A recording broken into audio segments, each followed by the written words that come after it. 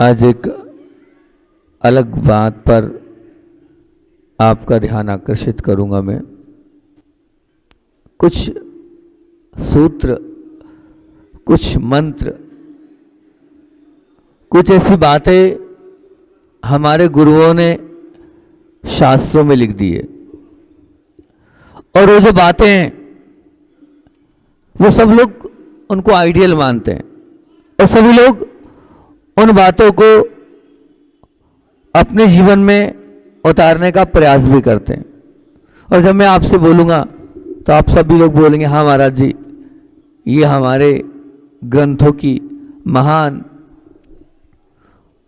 वो पंक्तियाँ हैं जिन्हें हमें बार बार हम गुनगुनाते हैं और अपने जीवन को उन पंक्तियों के माध्यम से उत्कृष्ट बनाते हैं। कौन सी वो पंक्तियाँ हैं? लेकिन मैं उन पंक्तियों के माध्यम से कुछ दूसरी बात आपके बीच में रखूंगा। मेरी आवाज़ तो आ रही है? आ रही है ना? उतनी अच्छी नहीं आ रही, थोड़ी बहुत तो आ रही ना? ठीक, हाँ पूरी आ रही, बहुत अच्छा। तो बहुत अच्छा सूत्र दिया है और आप लोग पढ़ते भी हैं। मिट्टी में सब भूदेशु, मिट्टी में सब भूदेशु। मिट्टी मतलब क्या? इस जगत में सर्व जीवों के साथ मेरी क्या हो? मित्रता हो। क्या हो? क्या हो? मित्र। पीछे वाले क्या हो? पीछे वाले के पास आवाज नहीं जा रही? नहीं आ पा रही? आ रही ना? तो क्या हो? सब जीवों के साथ क्या हो? मित्रता हो।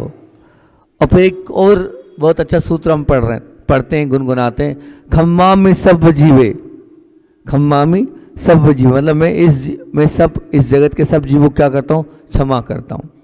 नहीं होता? हमारे यहाँ सबसे ज़्यादा महत्व किसका आएगा? किसका है? बोलो ना। क्षमा का सबसे ज़्यादा महत्व है। इसको भी आप बहुत अच्छे से बोलते हैं, बहुत अच्छी बात। एक और बीच मंत्र है, इसे बार बार कहा जाता है, शिवमस्तु सर्व जगत। शिवमस्तु सर्व जगत, अर्थात इस जगत के सर्व जीवों का कल्याण हो। इस जगत के कितने लोगों का सबका क्या हो? कल्याण हो। आज अगर तीर्थंकर भगवान बने तो निश्चित मान के जानना सबसे पहली भावना कल्याण की भावना बातें इसलिए बने। ये तीनों सूत्र बहुत अच्छे हैं। पहला सूत्र क्या है? इस जगत में सर्व जीवों के साथ मैत्री क्या हो? मित्रता हो। दूसरा सूत्र क्या है? इस जगत में सर्व जीवों के साथ मेरी क्या हो? क्षमा भाव हो। और तीसरा क्या है? इस जगत में सर्व जीवों के साथ सर्व जीवों का क्या हो? कल्याण हो। ये तीन भावनाओं को लिए हुए ये मांगलिक तीन महामंत्र हैं, तीन सूत्र हैं, जिन्हें हम सब लोग बार बार दोहराते हैं। अब इन तीन सूत्रों को अमल आप कब हो सकता है? मैं आपसे पूछता हूँ। यदि तुम दुख के दुश्मन ही हो, अगर आप दुखों के प्रति अगर दुश्मन हो, तो दुख देने वालों जीव के साथ मित्रता हो सकती है क्या? जो लोग आपको दुख देते हैं, जो लोग आपको पीड़ा देते हैं, जो लोग आपको कष्ट में डालते हैं, क्या आपका ये सूत्र उनके साथ मित्रता को कर सकेगा? मेरा प्रश्न है, आप जवाब देना। बहुत गहरा विषय है आज का मेरा। आज थोड़ी आवाज़ आप तक नहीं पहुंच पा रही है, बहुत गहरी बात है। क्या बोल रहा हूं मैं? कि जो तुम्हें दुख देते हैं, ऐसे तुम्हारे दुश्मन, दुख देने वाले जीवों के साथ मिट्टी में सौ भूदेशु। तो आपको ये लिखना चाहिए, मिट्टी में सौ भूदेशु नहीं, जो दुख देते हैं उनके अलावा सब जीवों के साथ मेरी मित्रता हो। जो मुझे पीड़ा देते हैं उनके अलावा सबके साथ मेरी मित्रता हो। बाकी जो दुख देते हैं उनके साथ क्या हो? मेरी मित्रता नहीं हो। अब आपने बोल दिया ठीक है, बहुत अच्छी बात है कि फिर जो दुख देने वाले जीव हैं उनके साथ आपका क्षमा भाव भी नहीं घटेगा। जो आपको दुख देते हैं, पीड़ा देते हैं, कष्ट देते हैं, क्या आप उनको क्षमा करते हैं? बोलो ना हाँ या ना। हम क्षमा उसको करते हैं जिससे बहुत अच्छे व्यवहार होते हैं, ठीक है ना? किसे क्षमा करते हैं? हम उसी को क्षमा करते हैं। बाकी जो हमें दुख देता है उसको हम क्षमा थोड़ी करते हैं। बोलो ना, करते हो क्या?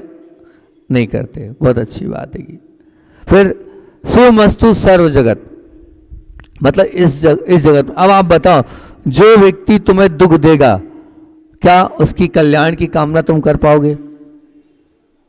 मेरा प्रश्न ये, जो तुम्हें पीड़ा देगा, जो तुम्हें कष्ट देगा, क्या उसके प्रति थोड़े बहुत भी भाव तुम्हारे निकलेंगे कि भैया इसका कल्याण हो?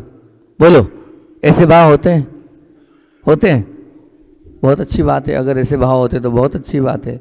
बिल्कुल नहीं भैया, निश्चित मान के चलना कि दुखों के प्रति शत्रुता तुम्हें उन जीवों के प्रति भी शत्रुता कराएगी, और जो दुख में निमित्त बनते हैं हम उनके साथ भी मित्रता वाला व्यवहार नहीं, आपका शत्रुता व्यवहार वाला होगा। तुम्हें उन जीवों के प्रति द्वेष कराएगी जो तुम्हें दुखी करने में निमित्त बने, निश्चित मान के चलना। हाँ, जो भी निमित्त बने हैं उनके साथ, जो दुख देने में निमित्त बने हैं उन सब जीवों के साथ क्षमा वाला व्यवहार भी नहीं होगा, मित्रता वाला व्यवहार भी नहीं होगा, और तुम्हारे हृदय में उन जीवों के प्रति भी कल्याण की कामना से आप बिल्कुल वंचित रहेंगे जो तुम्हें दुखित करते हैं, जो तुम्हें पीड़ा देते हैं। तो तात्पर्य क्या हो गया? इसका तात्पर्य हो गया कि जीव मात्र के प्रति मैत्री भाव, जीव मात्र के प्रति मैत्री भाव, क्षमा भाव और कल्याण के भाव यदि तुम्हें आत्मसात करना है तो उसका एक ही राजमात्र है, क्या? कि दुख मात्र के प्रति मैत्री भाव कर लो। दुख देने वाले के और दुख मात्र के प्रति मैत्री भाव कर लो। मतलब दुखों के प्रति अगर तुम्हारा मैत्री भाव तुम्हें अगर अपने जीवन ना ला रहा है तो फिर क्या होगा? आप दुर्ध्यान के मालिक बनेंगे। आपके जीवन में दुख आया और दुख देने के बाद अगर आप दुख के साथ मित्रता वाला व्यवहार नहीं कर रहे हैं तो आप दुर्ध्यान के मालिक बन जाएंगे, और वो जो दुर्ध्यान है निश्चित रूप से आपको दुर्भाव का शिकार बना देगा और आप दुर्भाव के साथ हो जाएंगे। एक बात ध्यान रखना कि आपका गणित जगत का सार्वजनिक सत्य 2 और 2 कितने होते हैं? पीछे वाले 2 और 2 4 होते हैं। ये सार्वजनिक सत्य है। काय के लिए? किसके जगत में? गणित के जगत में। और कर्तव्य पालन के जगत में अगर हम जाएं, मतलब व्यवहार जगत में हम जाएं, तो व्यवहार जगत में जो व्यक्ति कर्तव्य का पालन करता है वो लोकप्रिय बन सकता है। ये सार्वजनिक सत्य है। आप अपना कर्तव्य करते चले जाओ तो आप लोकप्रिय बन जाओगे। अभी डॉक्टर साहब ने अपना कर्तव्य किया, क्या किया? आप लोगों के लिए जमीन का दान दे दिया, ये उनका कर्तव्य था। तो वो क्या हो गए? सबके प्रिय बन गए और सबके लोकप्रिय हो गए वो, है ना। उन्होंने अपनी उस कीमती, जिसको आप लाखों करोड़ों में भी खरीद नहीं सकते थे, उन्होंने उसको क्या दिया? स्वेच्छा भाव से 1 रुपये में दे दिया। वो 1 रुपया उनके लिए महत्तम राशि हो गई, वो अमूल्य निधि हो गई, जो उनके जीवन में शायद उन्होंने कितने बड़े बड़े ऑपरेशन करे होंगे उसमें भी नहीं कमाया होगा, जिसमें उन्होंने ये कमा लिया। निश्चित मान के चलना। तो जो कर्तव्यों का पालन करता है वो निश्चित व्यवहार जगत में सार्वजनिक सत्य है कि वो अपने आप ऊंचा बढ़ता चला जाता है। अब मान लीजिए भूख ही एक श्रेष्ठ विटामिन है। यदि शारीरिक जगत में का ये सार्वजनिक सत्य है, क्या सत्य है? व्यवहार जगत का सत्य था कर्तव्य पालन करो, है ना। और गणित जगत का सत्य क्या था? सार्वजनिक सत्य क्या था? कि 2 और 2 4 ही होते हैं, 5 नहीं होते हैं। तो अब यदि भूख, यानी शरीर जगत का सार्वजनिक सत्य क्या है? अगर भूख लगी है तो निश्चित मान के चलना है ये सब कुछ है। और इसी प्रकार अगर दुखों को स्वीकार करने के लिए अगर तुम्हारे पास समाधि है, समता है, सद्गुण है, सज्जनता है, तो निश्चित मान के चलना तुम अध्यात्म जगत के मालिक बन जाओगे। यह अध्यात्म जगत का सनातन सत्य है कि दुख आए उसे तुम क्या कर लो? स्वीकार कर लो। दुख आते ही उसे क्या कर लो? एक्सेप्ट कर लो। दुख आए उसके प्रतिकार की चिंता मत करो, प्रतिकार में मत लगो, क्योंकि भौतिक जगत में जो बाहरी जगत है उसमें दुख से बचने का कोई उपाय नहीं है, निश्चित मान के चलना। और अध्यात्म जगत में दुख के साथ मित्रता कर लेने के अलावा कोई भी उपाय नहीं। अध्यात्म जगत तो कहता है दुख आए, पीड़ा आए, कष्ट आए, उसको आप स्वीकार कर लो। और मैं तो इतना कहूँगा, आप तो जब भी कोई पीड़ा आए तो आप क्या बोलो? You are most welcome. क्या बोलो? किसको? किसको? पीड़ा को। किसको? कष्टों को। किसको? चिंताओं को। क्या बोलो? यू आर, बोलो ना, यू आर मोस्ट वेलकम। बहुत गहरी बात है, आप इस पर विचार करना। निश्चित अगर आप दुखों से मित्रता कर लोगे तो धीरे धीरे वो दुख भी अपने आप कम होने लग जाएंगे। एक बात निश्चित ध्यान रखना, दो तथ्य आपके बीच में रख रहा हूं। दोष रहित कोई संसारी जीव नहीं, दोष रहित कोई संसारी जीव नहीं। भैया एक बात ध्यान रखना, अगर आप निर्दोष होते ना तो भगवान के बाजू में बैठ जाते। आप यहां वहां संसार में क्यों रोल रहे हो? क्योंकि बहुत सारे दोष आपने किए, बहुत सारे गलतियां आपने करी, बहुत सारे ना करने योग्य कार्य आपने किए, इसीलिए यहां पर आप भटक रहे हो और यहां अटके हो। ये निश्चित मान के चलना। तो दोष रहित कोई संसारी जीव नहीं और दुख रहित कोई संसारी जीव नहीं। हाँ, दुख रहित कोई संसारी जीव नहीं, मतलब दोनों चीजों से आपका पाला पड़ेगा। कौन सा? कि जो दोष के साथ जीवे वो भी आपको मिलेंगे, और दुख के साथ आपका पाला पड़ेगा कि दुख के बिना ऐसा कोई जीव नहीं है जो किसी भी प्रकार से आपको दुखित ना मिले। कोई तन से दुखी, कोई मन से दुखी, कोई धन से दुखी, है ना कहीं किसी न किसी प्रकार से दुख के साथ आपकी संतति जुड़ी हुई है। और मैं हमेशा बोलता हूं, अभी कौन सा काल चल रहा है? पंचम। कौन सा काल चल? डॉक्टर साहब पता है कि नहीं पता आपको? कौन सा काल चल रहा है? पंचम काल। डॉक्टर साहब बाजू वालों से पूछ रहे हैं, इसका नाम क्या है डॉक्टर साहब? दुखमा। 6 काल होते हैं, 6 काल होते हैं। उसमें प्रथम काल कौन सा होता है? सुखमा। फिर द्वितीय काल सुषमा, फिर तृतीय काल सुषमा। ऐसे नहीं बोले इनको। पहला सुख, दूसरा, पहला कौन सा है? सुख, दूसरा सुख और तीसरा नहीं, सुख और पहला हैगा। हाँ, ये बहुत अच्छा।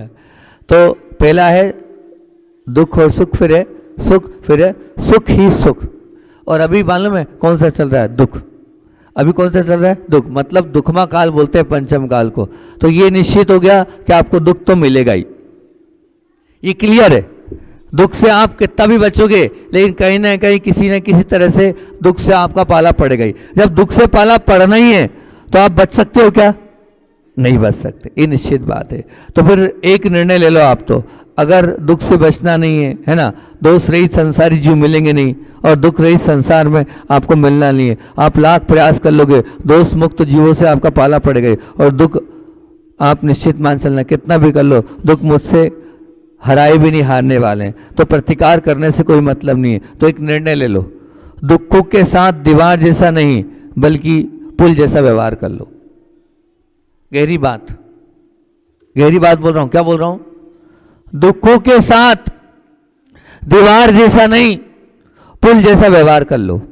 पुल मतलब समझ लेना, नहीं आया पुल समझ? पुल से हम चढ़ के कहां जाते हैं? इस पार से उस पार जाते हैं। जब भी कुछ दुख आए तो उसको पुल मान लेना, ये पुल है, मुझे उस पार ले जाएगा। ये पुल है, मुझे उस पार ले जाएगा। जिस दिन आपने उस दुख को पुल मान लिया, निश्चित मान के चलना इस संसार के नैया से आप पार हो जाओगे। पर मानना पड़ेगा दुख को पुल, दीवार नहीं। दुख को दीवार मत मानना, दुख को क्या मानना है? पुल मानना है।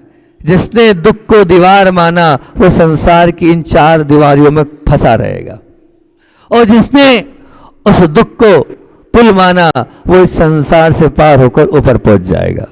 अब आप बताओ, आपको दुख को दीवार मानना है कि पुल मानना है? बोलो। पुल मानना है।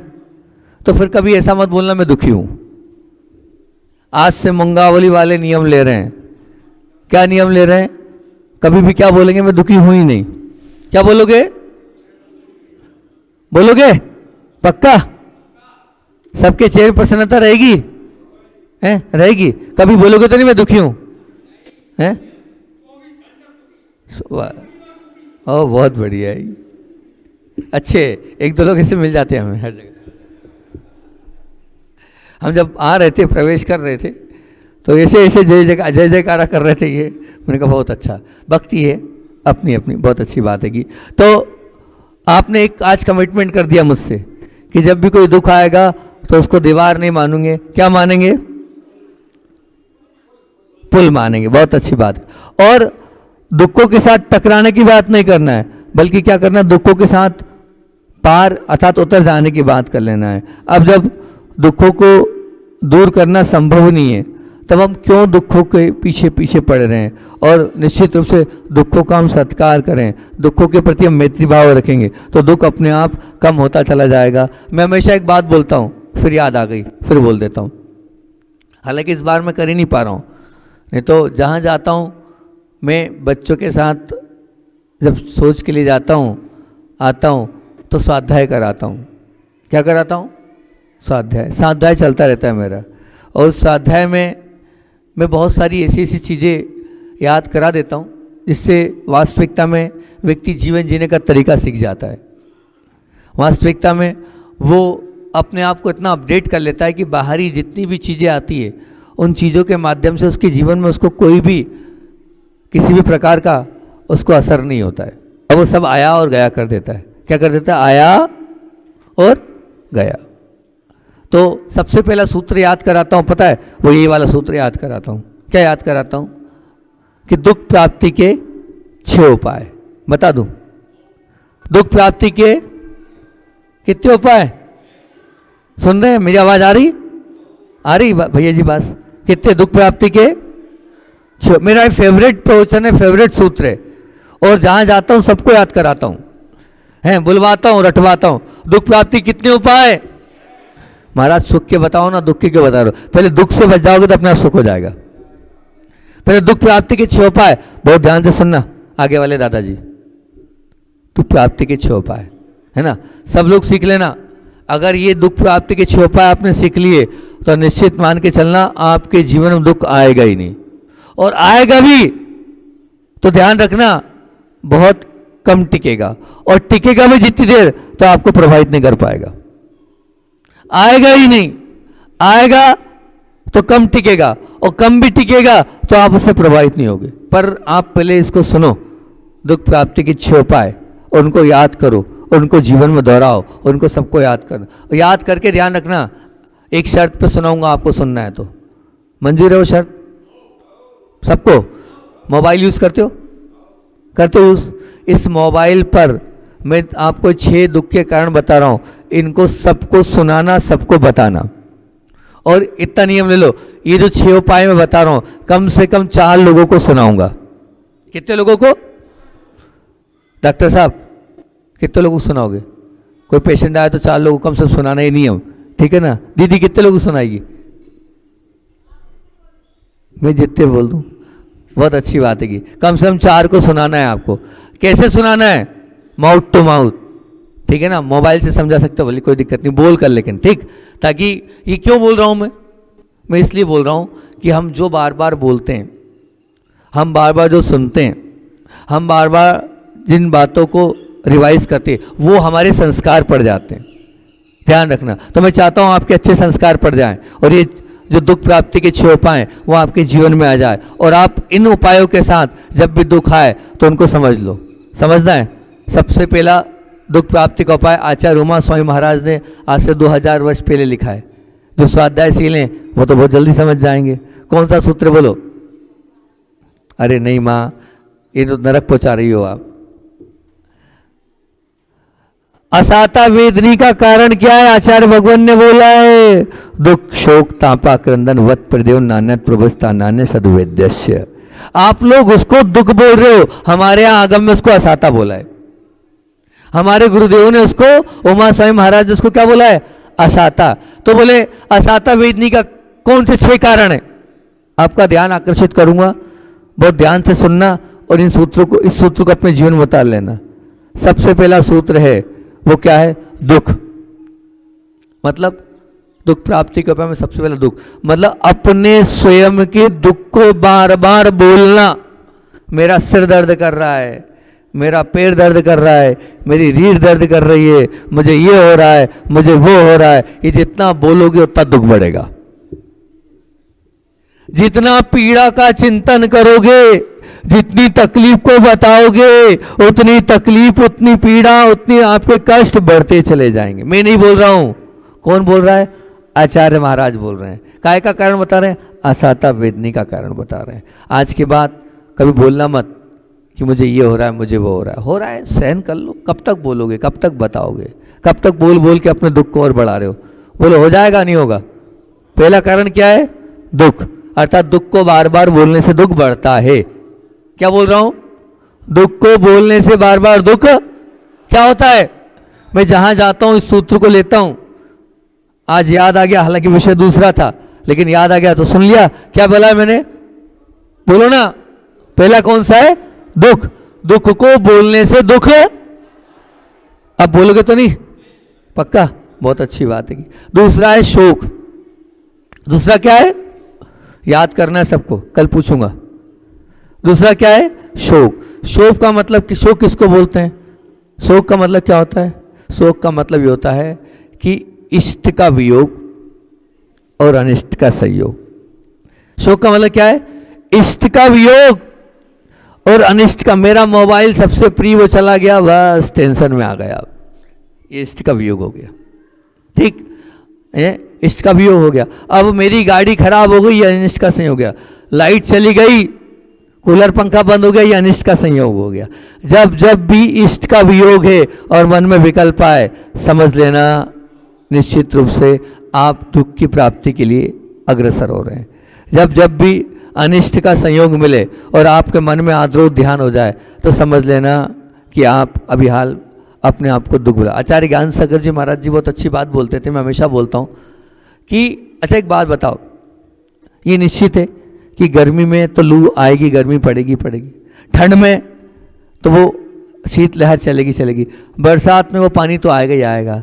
तो वो ज्ञान सागर जी बोलते हैं प्रवचन सार के उसमें, बोले भैया गर्मी तो पड़ना ही है, ठंड तो पड़ना ही है, बरसात तो आना ही, लेकिन तू बार बार क्यों बोलता है बहुत गर्मी बहुत गर्मी, बहुत ठंड है बहुत ठंड है, बहुत ठंड बहुत गर्मी बोल बोल कर तो कर्म क्यों बांध रहा है रे? मत बांधे कर्म। काय को बोल रहा है? गर्मी पड़ेगी पड़ेगी, तेरे कहने से गर्मी कम नहीं होने वाली है और ना तेरे कहने से ठंड कम होने वाली है। तो बोल कर और कर्मों का बंद कर लेता है। काय को बंद कर रहा है? मत बंद करे, वो आ भी रहा है उसको एक्सेप्ट कर ले, है ना। मौसम को और प्रकृति को बदलने की ताकत तेरे अंदर नहीं है और तू बदल भी नहीं सकता है, लेकिन तू अपने परिणाम खराब करके अपने कर्मों को बदल रहा है। काय को कर्म बदल रहा है? तू कर्म को मत बदले। तो क्या बोला? इष्ट का वियोग और अनिष्ट का संयोग हो जाए, समता धारण कर लेना, नहीं तो क्या होगा? असाता वेदनी कर्म का बंद होगा। काय का बंद होगा? किसका बंद होगा? दुख, शोक, ताप। तीसरे नंबर पे क्या है? ताप। बोलो पहला कौन सा है? दुख। बोलो बोलो। दूसरा दूसरा दूसरा शोक और तीसरा ताप। ताप किसको बोलते हैं? ताप का मतलब क्या होता है? टेंशन। ताप का मतलब क्या होता है? टेंशन। आगम में वहाँ कहा गया है कि मुझसे उसने ऐसा बोल दिया, मैं ऐसा नहीं हूँ, वहाँ मेरी बदनामी हो रही है, मैं इस प्रकार से हो गया। किसी बात को लेकर रूठ जाना, किसी बात को लेकर अपने आप में अपने आपे को खो देना और उसको लेकर अपने मनी मन में दिन रात उसकी ठेस बनाए रखना, ये कहलाता है ताप। इसको आप टेंशन बोलते हो अपनी भाषा में, और हमारे आगम ग्रंथ में इसको क्या बोला है? ताप। ये ताप, ये टेंशन आपके दुख का कारण है। आजकल डॉक्टर लोगों के पास जाते हैं ना, तो वो एक ही बात बोलता है, आप जो है ना टेंशन थोड़ा कम कर दो, अपने आप स्वस्थ हो जाओगे। यही बोलते हैं ना वो, टेंशन थोड़ा कम कर लो। तो आप जब जब भी ताप करोगे, जब जब भी टेंशन करोगे, जब जब भी किसी बात को लेकर बैठे रहोगे, वो दुख प्राप्ति का उपाय। असाता वेदनी का बिल्कुल बहुत ज्यादा तीव्र बंद होता है, गाढ़ा बंद होता है टेंशन करने से, ताप को रखने से। कि मान लीजिए कोई चला भी जाता है तो आप क्या करते हो पता है? कोई आया नहीं, उधर दरवाजे पे देखते हो, उसको देख देख के वो आ रहा है, तो उसके सामने अब क्या झूठे आंसू, झूठा रोना, झूठा ये माथा, ओ भगवान चलेगा, ये हो गया वो हो गया, ये जो कर रहे हो ये क्या है? ये परिवेदन है। इससे और असाता बंधेगा। अरे जाने वाला तो गया, वो तो चला गया, लेकिन आप जो ये कर रहे हो इसके माध्यम से तीव्र असाता कर्म का बंध आप करते चल रहे हो। अब नहीं करना, ध्यान रखना, आप लोग स्वाध्यायशील हो, गुरु की बात मानने वालों, ऐसा परिवेदन मत करना जिससे और आपको दुख की संतति के साथ जुड़ाव होता चले। तो 6 बातें आपको हमने याद कराई है, याद कर लोगों ने। दुख प्राप्ति के 6 उपाय क्या है? ये दुख प्राप्ति के 6 उपाय आप सबने कहा है 4-4 लोगों को बताना है, 4-4 लोगों को सुनाओगे आप। पहला है दुख, अपने दुख को बार बार बोलना। दूसरा है शोक, इष्ट का वियोग और अनिष्ट का संयोग। तीसरा है ताप, मतलब बात मन में लेके बैठे रहना, टेंशन करना। चौथा है आक्रंदन, मतलब रोना। 5वां है वध, मन से, वचन से और काया से किसी को व्यथित करना। और 6वां है परिवेदन, यानी ऐसा रोना जैसे सामने वाला भी रो दे, पीड़ित कर दे, इस प्रकार से द्रवित भाव से रोना। तो 6 बातें मैंने आपको सिखा दी है जो निश्चित रूप से आपको दुखों से ऊपर उठा देगी और आपको दुखों से ऊंचा उठा देगी। तो मैं यही बोल रहा हूँ कि दुखों के साथ आप दीवार जैसा नहीं, कैसा संबंध बनाओगे? पुल जैसा संबंध बनाओगे ना। निश्चित रूप से दुखों का आप सत्कार करते चले जाओगे तो बहुत अच्छी बात है, क्योंकि दुखों को दूर करने के लिए आप अगर कुछ पाप कर भी लोगे तो पाप कैसा होगा? क्योंकि दुखों को दूर करने के लिए आप पुरुषार्थ करो, मना ही लेंगे, लेकिन उस पुरुषार्थ पे गलत का लेवल ना हो। दुखों को दूर करने के लिए आप पुरुषार्थ करो, लेकिन गलत का लेवल ना हो। मान लीजिए चूहे को मच्छर काट रहे थे, चूहे को क्या काट रहे थे? क्या काट रहे थे मनीष? मच्छर काट रहे थे। अध्यक्ष जी क्या काट रहे थे? चूहों को मच्छर काट रहे थे। क्या काट रहे थे? मच्छर काट रहे थे। महाराज जी चूहे को हाँ काटते हैं, ऐसा नहीं है, चूहों को मच्छर काटते हैं।